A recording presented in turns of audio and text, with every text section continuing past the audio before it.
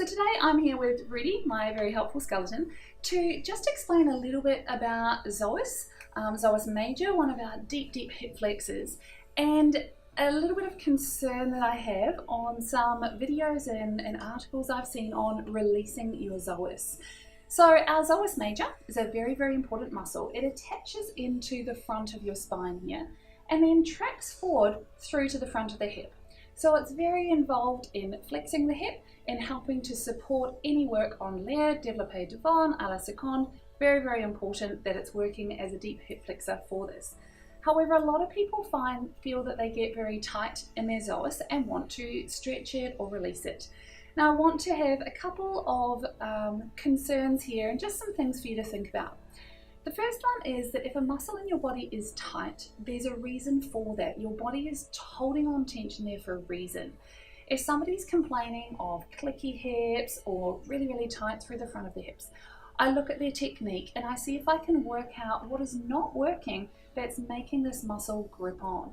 What I usually find the biggest culprit is actually around the back and these tiny little deep back stabilizers. So especially multifidus, rotatories, intertransversarii, there's tiny little back muscles. Ideally, these control the dynamic stability of your spine, which is great. However, if they're not doing that, so if they're weak for any reason, if you've had a lot of abdominal pain or back pain, or they've just never learned to work properly, this is a little bit unstable. Our body, if it feels unstable, tries to use something else to hold on, and it often grips on with the big back muscles and also attempts to stabilize from the front.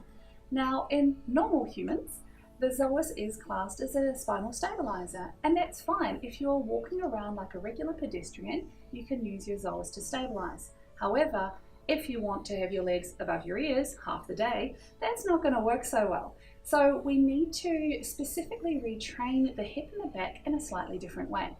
We need the deep back stabilizers to be even stronger than normal people, so that your psoas can release a little of its role as a spinal stabilizer and actually work to flex the hip. If this doesn't happen, this tends to get locked up and tight in here, and then you'll start to get overworking all through the front of the hip. This is fine.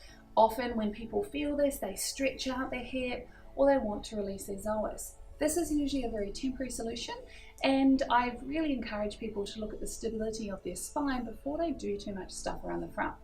However, I also want to say that sticking your fingers in, using a crowbar, using a broomstick are very bad ideas if you're trying to release your psoas. Originally, I saw a demonstration of this in a running magazine where there was a picture of a guy with a broomstick through his abdomen to release the psoas. I thought it was just a picture, somebody had drawn it and nobody would really do that, but I've since discovered that on YouTube there are quite a few videos of people demonstrating how to release your psoas using other implements. If you have a think about it, we have your skin here, then you have all your fascia and things over the top, you have your abdominals, you have all your intestines, small intestines, you've got your liver around here, your spleen around here, you have all of these very vital organs between the front and where psoas is at the back. So if you're trying to come through your stomach to release your psoas, you are compressing and possibly damaging a lot of tissues along the way.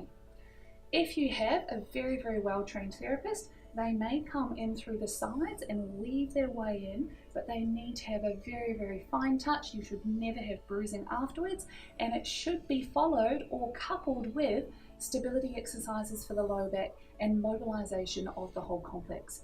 So please do not shove your fingers in there, use tennis balls or any other hard implements to try and release your psoas from the front. If you are feeling tight through there, we have a whole series of hip flexor mobilizers that you can use to free up the fascia and free up the tissues around that area, but it always needs to be coupled with very fine stability work for the tiny little low back muscles. The benefits of this are much more open, much freer hips, higher extensions, and not so much tensional pain. So please have a little think about what you're doing in this area, and if you have any questions, then please contact your local health professional or come and see us in clinic and we can see if we can work something out for you.